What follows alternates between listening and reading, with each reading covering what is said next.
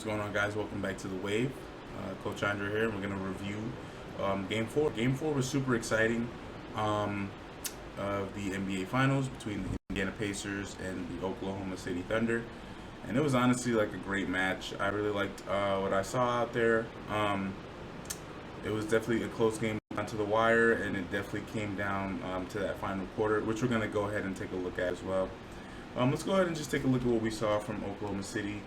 Chet, he had 14, and I feel like that 14 came at like a really, really crucial time in the game. He was just holding himself down. Jalen Williams had 27, which is definitely amazing. 8 for 18, 11 free throws, with 7 rebounds, 3 assists. He played good. His plus minus of 0 is a little. I think that might be a little misleading. I think he contributed a lot more than we. At least on offense. I think on defense he might have been a little bit shaky, but he was doing his thing.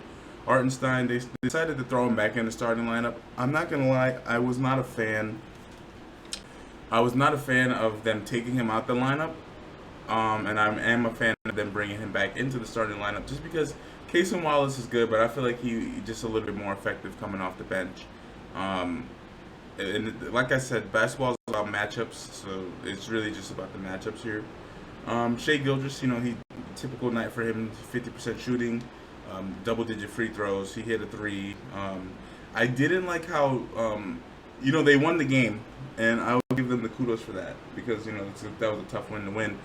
I'm not a fan of the 0 assists. In fact, this was the lowest assisting game I've seen from Oklahoma City.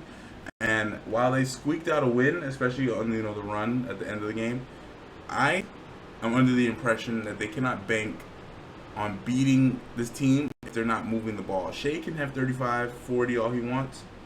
If Jalen Williams, he came out with 27 and Caruso with 20 off the bench. But Caruso, like any of those guys go cold, it's not looking good, especially when you're not generating any offense. When the offense is coming through, just like isolation and just get to your spot, get to your shots. That's not what we see with Indiana. Indiana's, they're passing the ball around. They're doing what they got to do. Again, I've said this multiple times, but Indiana's plan of attack is to always get at least 3 to 5 guys with double digits, and we saw that in the first half. I loved what they were doing with the pick and roll. I loved how they were going to Obi Toppin, working with that little action. They got him a little floater, and then they did the action again. They got him a little jump shot from the mid range, and we loved that. We love to see that, and it was really Indiana's game to win.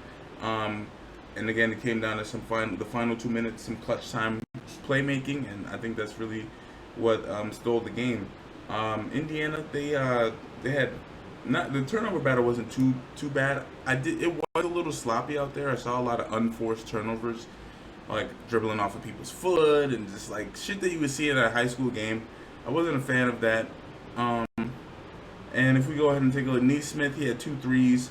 He's one of their best shooters, 9 rebounds, 2 assists. He did foul out of the game, unfortunately.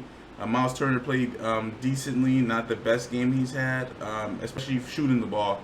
He took a lot of ill-advised threes, and just looking for something better.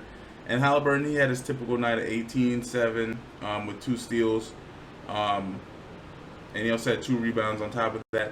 But 5 turnovers, that definitely didn't help his case at all. And again, like I said, I loved what I saw from Obi Toppin, but just some of the lineups out there, he wasn't too effective on the defensive end of the ball. And Caruso's 20 off the bench definitely counters that 17 that he puts up. T.J. McConnell and Mathurin did put 16 together. So it was a lot of things were in Indiana's favor, and I really think it came down to the final 2 minutes of the game. And we're gonna go ahead and take a look at that right now. All right, let's go ahead and take a look at some of the footage out there, see what we saw, and give our analysis. All right, so I decided to jump in with 3 minutes left in the game. I think that's when things kind of swung in terms of momentum and the pendulum, and Oklahoma City's chances of winning just slowly started increasing after we, each and every run up and down the court. Let's go ahead and get started. So we have Jalen Williams. He does a little fake. He attacks the foot of Nembhard. He dishes it to Shai. And just some easy ball movement, and Shai's able to lace one through the net. And in fact, that was Shai's only 3 of the night. So again, a big 3 when it matters.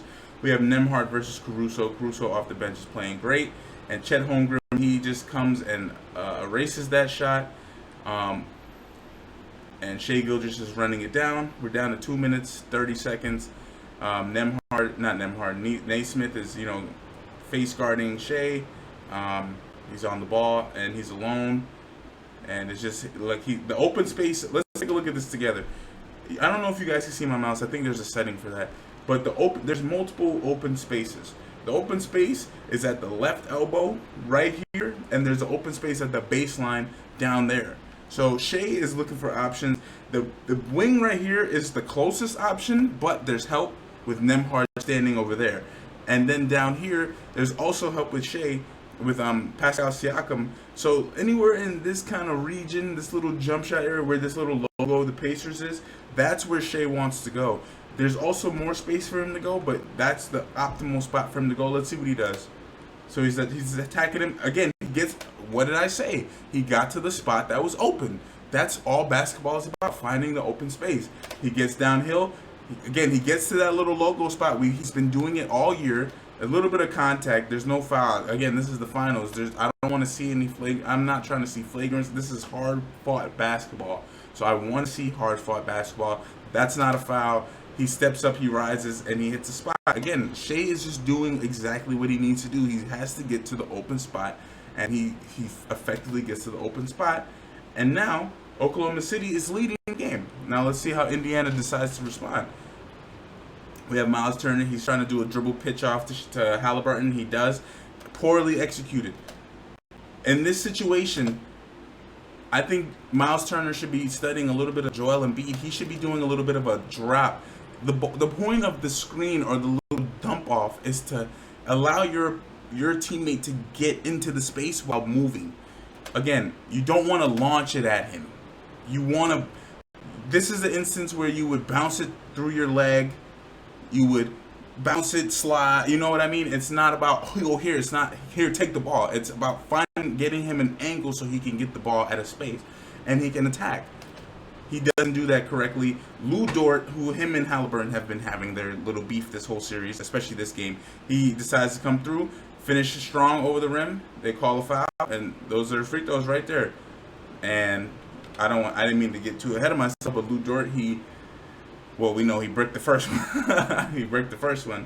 So now we'll go ahead and see, and we'll watch him shoot the second one. These are crucial free throws with clutch time stuff. So let's go ahead. It's a one possession game still, so Indiana's definitely not out of it. But let's go ahead and see. They're not able to capitalize. In fact, it's a lot of dead possessions. But now we have Shai. He's coming down here, a one-on-one. Again, before we even, let's not even look at him attack. Let's analyze it ourselves. Look at where it is. They're running, whatever, they're not zoning up, they're manned up. But you have Naismith on Shai Gilgeous-Alexander, the middle of the floor. Now you have options.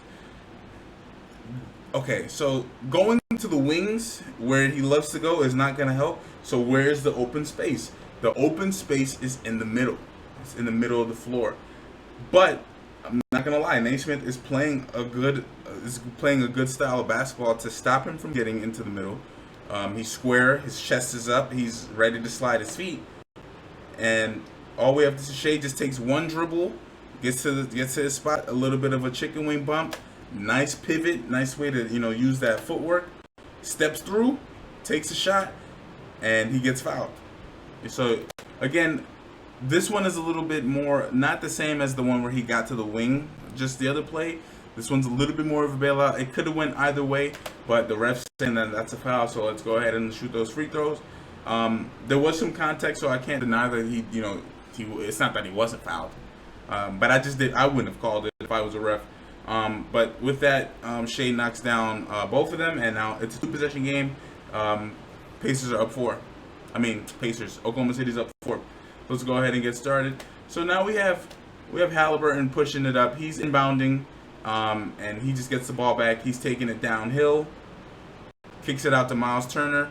Miles Turner with the step, with the pump fake, steps through. That's a big shot, and he doesn't knock it down. again, that's kind of testament to what he was doing in the first half of this game, taking some shots that not even that's a bad shot selection. It's just more like it's not his shot, and obviously, I'm not. I think they reviewed it, and it's Oklahoma City's ball. Then we have a foul there, which they called. And it's just like it got pretty sloppy for Indiana at the end. Too many fouls. Again, Benedict Mathurin just a little bit too physical on the offensive. And I love Rick Carlisle's fouls. He's like, "That's get out of here with that shit. That's not a foul. He flopped." And there we go. We got some. It was a dead ball foul. So because it's a dead ball foul, it's a free throw and the ball. And now we're getting into charted territory where the game is looking like insurmountable. 5 points, it's not impossible. We get a tip, and Benedict Mathurin, he gets the rebound. He takes it up going strong with his left hand. He might have walked a little bit. Holy shit. Jalen Williams with the crazy fall, but there's a foul on him. That is wild. But we have Benedict Mathurin missing a crucial free throw. He kind of needs that. It's just, again, like, plays like that are the reason Indiana is not able to close out the game. Missing free throws, and just poor execution with final 2 minutes. Again, we're getting a lot of collision, a lot of fouling, a lot of unnecessary stuff. Again, 2 back-to-back dead ball plays where where there's like a free throw and just a free throw contest, and Indiana kind of at the end they kind of just really shot themselves out of the game, and that's all she wrote. And Indiana, Oklahoma City was able to survive and make it past this game, and now they're going back into Oklahoma City up 2. Again, the series is still up for grabs. It hasn't been decided yet, and I would not be surprised if this series went down to 7.